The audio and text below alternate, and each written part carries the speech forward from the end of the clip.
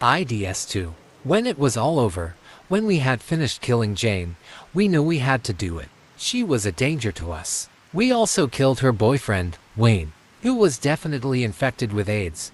It happened on the pier, next to the town of New Hamilton, Australia's small coastal village with about 5,000 inhabitants. From the pier, we could see ducks grunting and flying, while the smell from the beach mixed with the sound of the sea. The birds sang in a way that was almost melancholic. When I killed Jane, I shot her in the head. The sound was loud, like an explosion. Then, I killed Wayne, her boyfriend. They begged me not to do it, saying they were fine. In reality, Wayne still looked healthy, but Jane was already showing the first symptoms of AIDS, or, as many called it, Super AIDS, also known as AIDS2, before everything shut down. That was the name everyone used. Jane cried a lot, but I knew what the outcome would be. After contracting the disease, death was only a matter of time. I had already seen friends and family die within weeks, sometimes even days. Jane was clearly sick. Her hair was thinner, her eyes sunken, and she had lost a lot of weight. Her neck had been red and swollen since the night before when she had slept with Wayne. Even though Wayne still looked healthy, we knew he wouldn't last long either. We killed them both. Wayne tried to run. When he saw Jane's brain on the ground, he took off, but I ended up shooting him in the head at the end of the pier. Were they infected with AIDS too? Elizabeth asked, her voice low, almost a whisper. I don't know about Wayne, but she was already showing the first symptoms. Her neck was swollen and red. I replied, trying to stay calm.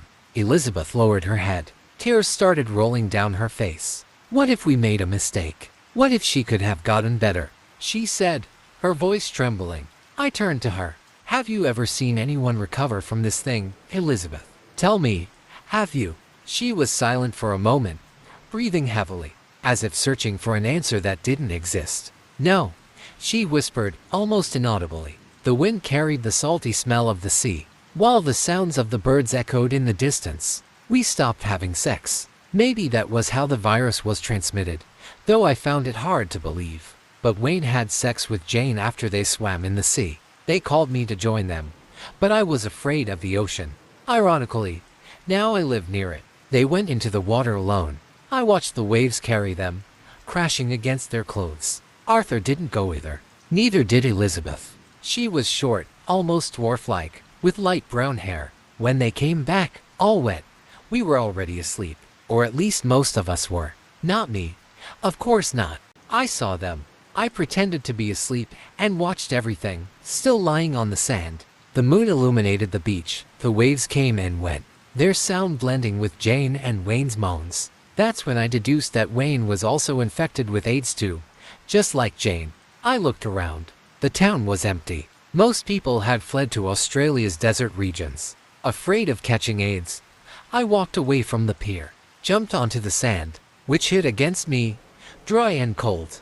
Then, I saw a poster. It was about the vaccine against all the diseases in the world. Ironic, thinking about it now. Michael Djokovic, 2 years ago, had created the cure for cancer and AIDS. He did it. No one knew how. But yes, that son of a bitch pulled it off. My mother, who had been terminally ill, on the verge of death, one day just stood up as if nothing had ever happened. She escaped cancer, but she didn't escape AIDS too. I'm no genius or particularly intelligent, but I've always had good deductive skills since I was a kid. I put the pieces together. I knew who was responsible for all of this. That damn Russian. What are you looking at, Santiago? Elizabeth asked, staring at me. I was still standing there, looking at Michael Djokovic's poster. Nothing, Elizabeth. I turned my gaze back to the beach and the pier. I saw the ducks and the seagulls flying, the salty smell of the sea still strong. That humidity coming from the ocean brought back memories of Rio de Janeiro, of Copacabana, of a time when my life still made sense. When I left with my family, I never imagined it would all end like this. I wonder now, is Brazil in the same situation?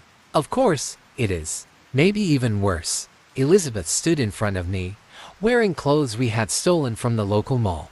I highly doubted anyone would care about something so insignificant now. What are you drinking, Elizabeth? I asked, watching her. Water. She had her mouth on the drinking fountain. I didn't look too closely. but it seemed like she was testing it, as if she already knew nothing would come out. The water treatment system had shut down in the first few months. And what happened to the water in your bottle? It's gone, Santiago, Elizabeth replied, with that indifferent tone only she had. I remembered that my water was gone too. The liter bottles we had were dry for days now. Where did you find that drinking fountain? At the mall. And it was still working. Yes. I stood still for a moment, trying to process that. I took a deep breath before asking, and why the fuck didn't you tell us about this? She looked at me, confused, with that innocent expression that only pissed me off more. I thought you already knew. You saw me drinking. I closed my eyes, trying to control my anger. That pale-skinned dwarf, with her huge blue eyes, always got on my nerves. She stood there, staring at me like she had done nothing wrong, while I tried not to explode. I realized that I hadn't had potable water since all of this started. We had been surviving on bottled water for almost 3 months. The supply system had shut down on July 7th, when everything began to completely collapse. People were dropping dead in the streets, and looting exploded across the country. When we returned to the shelter, Arthur showed up with a high-frequency radio transmitter. It was old, but it still worked. Some radio stations were still broadcasting. He turned it on, and a hoarse, frantic voice began speaking. Friends, God has punished us for this. The price of sin is death. God has shown you what happens when you try to play with him, with nature. He struck back to show who's in charge. Elizabeth frowned, looking at me with impatience. What the hell is this lunatic saying? Santiago, turn it off, Arthur. Arthur hesitated, looking at me. Before he could do anything, I intervened. Leave it. I want to hear. Elizabeth crossed her arms, irritated. Hear what? This kind of people. It's a waste of time. I don't know, I murmured, staring at the radio. The man on the radio kept going, his voice blending with the static of the transmission. You wanted to play God. You created vaccines, cures, experiments. And now everyone is dying. There's nowhere left to run. You and your promiscuity, your sexual revolutions, your laws and rights. Always talking about freedom. Just freedom. Well, now you have it. Enjoy your rights, your freedom. You are the ones to blame for this. His voice was harsh, filled with anger and fanaticism. Turn that off now, Elizabeth yelled, trying to snatch the radio from Arthur's hands. Before she could, the sound stopped. The man wasn't speaking anymore. A tense silence filled the air for a moment, interrupted only by the static. I tuned into the kids' station, the one run by teenagers. Arthur loved it. He was one of them. After all, only 15 years old. When I first met him, he was chubby. But ever since this all started, he'd been getting thinner, his skin sagging. He and I used to laugh and sing along to that station together. But it was no longer on the air. I think it was last week when the kids broadcasted for the last time. I remember the raspy-voiced boy who sang Alice in Chains. He talked about a storm that was coming and how they were going to run naked in the streets. Friends of Australia, whoever is still alive, my friends and I, tonight, during this storm, are gonna run naked through the whole city. That's right. Who's gonna stop us? They laughed and laughed. Even I thought it was funny. I looked toward the horizon. The sky was starting to darken. A storm was coming, maybe the same one the kids had mentioned days ago, when they promised to streak through the streets. Arthur stood beside me, silent, but his eyes said what he didn't want to ask. Finally, he broke the silence. Santiago, do you think the kids are? He didn't finish the sentence. He choked on the words, but I knew what he meant. I knew what he had already concluded. They're dead, Arthur, I said flatly, without looking at him. Or dying. Arthur said nothing, his eyes fixed on the radio as if willing it to turn on by itself and bring the kids back, singing Alice in Chains or some 80s rock song. I looked at the sky in the distance, watching the clouds morph into a dark, heavy mass. Lightning slashed across the horizon, and the muffled rumble of thunder seemed to draw closer. A cold wind came from the direction of the sea, carrying the salty, damp scent. The sound of the waves continued, relentless. I turned toward the pier. A lightning bolt illuminated everything for an instant, revealing the vast, desolate landscape, with no power or light since everything began. Each flash transformed the scenery into a surreal painting, with shadows dancing and shapes coming to life for mere seconds. Is this the end? Elizabeth asked beside Arthur, her voice low, almost as if she were talking to herself. Maybe, I replied bitterly. What if we're the last people in the world? She insisted, staring at the horizon as if expecting it to answer her. Maybe, I repeated in the same apathetic tone, unintentionally provoking her. Elizabeth turned to me, irritated. Is that all you know how to say, Santiago? Maybe. I glanced at her from the corner of my eye and muttered with a hint of sarcasm. Maybe. She huffed, visibly annoyed, and walked away. That short brunette sometimes acted like a child, but she was older than all of us here. Her height and clumsy demeanor didn't reflect her age. She was attractive, despite being too small for the usual standard. Not like a dwarf, you wouldn't picture her that way, but still short in a way that was hard to explain. Something between not too tall and not too short. Arthur watched her as she walked away. He was in love with Elizabeth. That much was obvious. Maybe because he had always been the shy, chubby guy, and she, despite everything, was the only single woman. No, now she was the only woman in New Hamilton. She ran toward the beach, probably to vent her frustration. The strong wind tossed her hair around. Later, she was in the tent, crying and pouting, throwing a tantrum like a spoiled woman. If there's one thing I hate, it's women throwing tantrums, especially now, in a situation like this. The storm left the same way it came. It felt like the world was ending, but not a single drop of rain had fallen. That night, we went back and slept, still waiting for a storm that never came. The next morning, I woke up and looked at Elizabeth. Red spots had appeared on her body, clustered around the back of her neck. The first symptoms of AIDS. I ignored it, but deep down, I already knew what it meant. We were walking along the beach when Elizabeth collapsed. Her fever had worsened, her flushed skin burning with heat. The grains of sand stuck to her pale face, making her seem even smaller, like a broken doll. She tried to stand, but her legs gave out beneath her, and she fell again, vomiting into the sand. And at that moment, I knew for sure. She had it. Fucking hell, Elizabeth. Arthur muttered, panic rising in his voice as he tried to hold her up.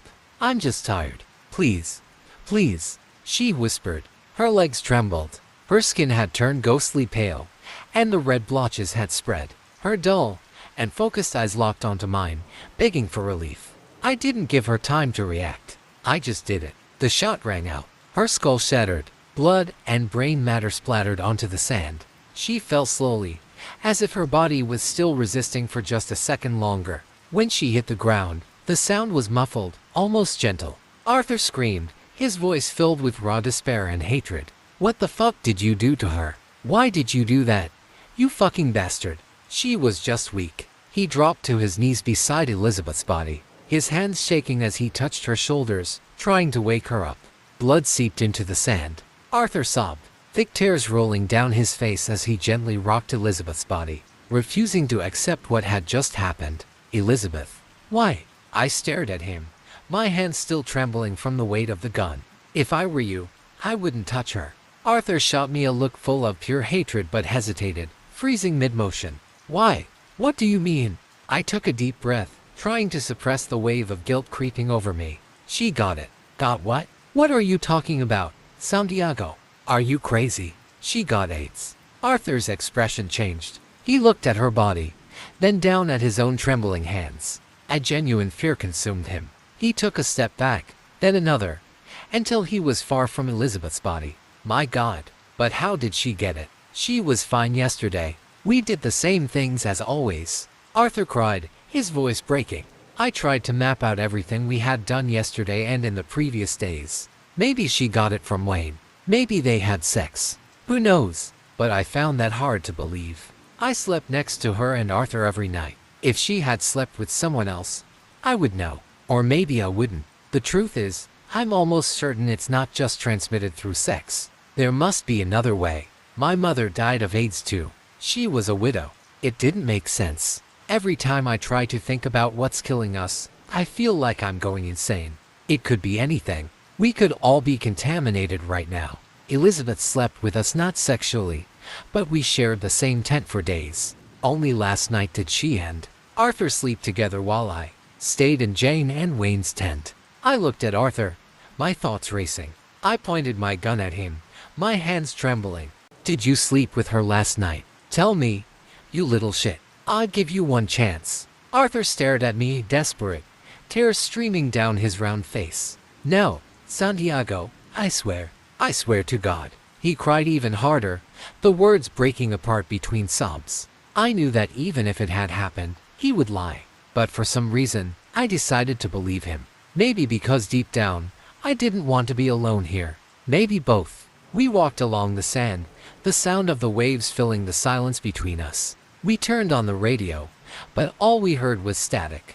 I looked at the sea, at the waves that never stopped. Even if we were all dead, the sea would still be there, eternal. The waves crashed on the shore as birds flew low, illuminated by the sun still holding on at the horizon. It must have been around 5 in the afternoon when I decided to try the radio again. This time, something beyond static came through. A voice. It was him, the crazy preacher. The sky had been cloudy since 3 in the afternoon, but now it was completely dark. Lightning slashed across the sky. God is purify humanity, just as he brought the flood. Now he does the same. A flood of blood, friends. That's what I'm talking about. Glory to God. Arthur, looking lost, stared at me. How do you think she got AIDS, Santiago? He asked, his voice heavy with fear.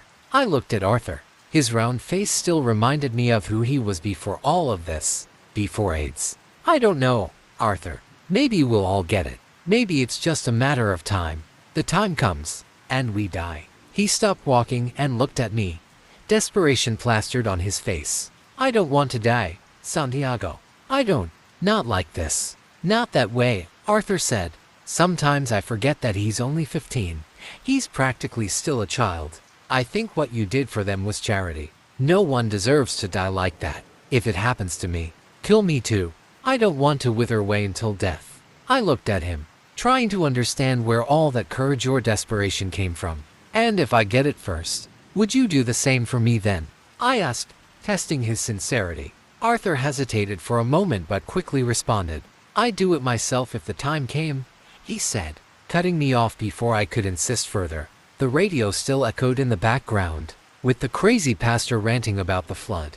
Arthur looked toward the horizon, as if trying to make sense of the words. The flood purified. It was through water that God touched and purified again. A tense silence hung between us until Arthur broke it with another question. Do you think that lunatic is right, Santiago? God abandoned this land a long time ago. He's just another religious idiot who had the same luck as us, staying alive for too long. As I spoke, the first drop of rain landed on my face. Then another, and soon, a true downpour crashed down on us, soaking my hair and Arthur's. The heavy raindrops slid down my mouth and eyes, blending with the growing dampness around us. I looked up at the sky. The storm had finally arrived, lightning slashing across the horizon and illuminating the clouds. But there was something strange about them. I couldn't explain it, just different. The wind grew stronger, howling around us as we ran for shelter at the camp. Inside, I lay in the tent, trying to sleep. Since all this started, I hadn't seen a storm like that. The water beat against the sides of the tent, the sound of raindrops mixing with the whine of the wind. It was almost relaxing, almost enough to make me forget everything. But my mind wouldn't let me rest. The lunatic's words echoed in my thoughts. Asterisk, the flood purified. It was through water that God touched, and now he purifies again. Asterisk. I watched the lightning flicker through the thin fabric of the tent. The raindrops slid down slowly, forming little streams pooling in the corners. The sound of the wind made it feel like the tent could be ripped away at any moment. I closed my eyes but felt something, a weakness, subtle but creeping through my body. A sharp sting at the back of my neck, small but bothersome. I forced myself to look around. Elizabeth used to sleep in that corner of the tent. Near her spot was an empty water bottle. She had drunk from it days ago. The sound of the rain grew louder. I watched the droplets trickle down the tent walls, gathering in the corners as if the fabric could no longer hold them.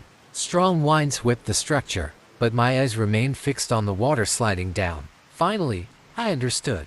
After everything, I know how this spreads. But I think it's too late now. Wow, guys, that one still gives me chills. If you made it to the end, let me know you survived. Don't forget to smash that like button if you enjoyed the terror, and subscribe if you haven't already. We're creeping closer to that 1K goal, and your support means everything. Hit the bell so you never miss a nightmare-fueled upload. stay spooky, stay safe. And remember, you might want to sleep with the lights on tonight. Until next time, peace out, if you can.